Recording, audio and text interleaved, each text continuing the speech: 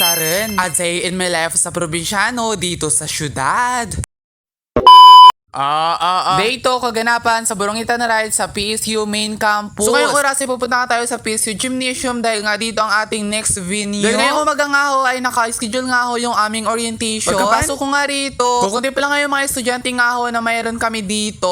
College of Engineering at College of Teacher Education nga ho magsasama ngayon sa orientation. At dahil 8:30 na nga ho ng umaga, magsisimula na nga yung aming orientation. Kumbaga ipapakilala nga yung mga officers, stakeholders, mga batas na kailangang sundin, mga scholarship opportunities, and ipinakilala rin nga sa amin yung mga office if ever na kailangan nga namin ng tulong or concerns. At introduction nga ho sa mga kanya-kanya naming colleges. At here's story nga ho ng aming program na aming pinili. So kalahati na nga ito ng program. At dahil nakakantok talaga makinig nga ho sa orientation, pinipilit talaga mamulat nga ho talaga para maging aware nga tayo sa mga sinasabi nila. Lalo na napakahalaga talaga itong orientation bilang mga freshmen tayo. Nagpakitang gilas nga muna ito nga grupo na ito. Nag-perform sila pero nakalimutan ko na kung tawag sa sayaw na to. Basta parte ito ng kultura natin bilang mga Pilipino. Habang nanonood nga sa kanila, nagising talaga yung buong pagkatao ko at kaluluwa. Kasi ang gagaling talaga nilang sumayaw. Tapos mararamdaman mo talaga yung mga nais nga nilang iparating. Sobrang talaga nakakamiss nga yung mga ganitong performance. Kasi nung high school talaga ako, sobrang active nga talaga ako sa mga ganitong sayaw-sayaw. Pupunta talaga kami sa ibang lugar nga para makipaglaban sa sayawan tulad nga ng folk dance, zumba at iba pa pong uri ng sayaw. Kayang-kaya namin yan. Pero bilang isang dancers nga talaga, hindi rin talaga bero yung mga training nga ho na aming mga nararanasan. Kahit gaano pa yan, kainit nga ho yung pinagpapraktisan namin, alabera kami. Basta't gusto mo yung isang bagay na ginagawa mo, gagawin mo ang lahat, wala kang excuses na magagawa. By the way, doon nga ho sa entrance nga ho ng PSU Gym nga ho, may namimigay nga ng Bible. It's like nakakamiss nga ho talaga kasi nga nung elementary kami, nagpapauna ho talaga kami sa pagbabasa ng Biblia. At ngayon, nung malaki na ako, parang na-realize ko na parang mali yung ginawa namin na nagpapaunahan kami sa pagbabasa ng Biblia. Dahil ang pagbabasa ng Biblia ay dapat nating seryosohin. Kumbaga, lahat ng mga salita nga ho na naisulat doon dapat mong pag-aralan deeply. Lahat ng mga nakasulat doon dapat mong isa puso at isa isip at isa buhay. Tapos pagkatapos mong basahin yung isang chapter, dapat magkaroon ka na reflection kung paano mo i-apply sa iyong pang-araw-araw na pamumuhay. Sa pagbabasa nga ho talaga natin ng Biblia ay marami ho talaga tayong matutuhan sa buhay. Sa pagbabasa nga ho ng Biblia, ayun nga ho, tinutulak ho talaga tayo para maging isang mabuting tao, isang mabuting mamamayan. Sa lahat nga ho ng ating mga manonood from Palawan State University main campus, shoutout nga ho sa inyo at sa mga gusto nga ho talagang sumali sa mga ganitong sayaw ay mag-join na ho kayo. Pumunta lamang sa kanilang office nga ho para magpalista. Kung hindi nga ako nagkakamali, yung kanilang office nga ho ay nasa gilid lamang ng PSU Gym. By the way, konting clips nga ho talaga yung mga ganap nga ngayong umaga pero mamayang hapon nga ho ang aming campus tour. Kaya abangan nyo sa aking mga susunod na vlog. Paalam!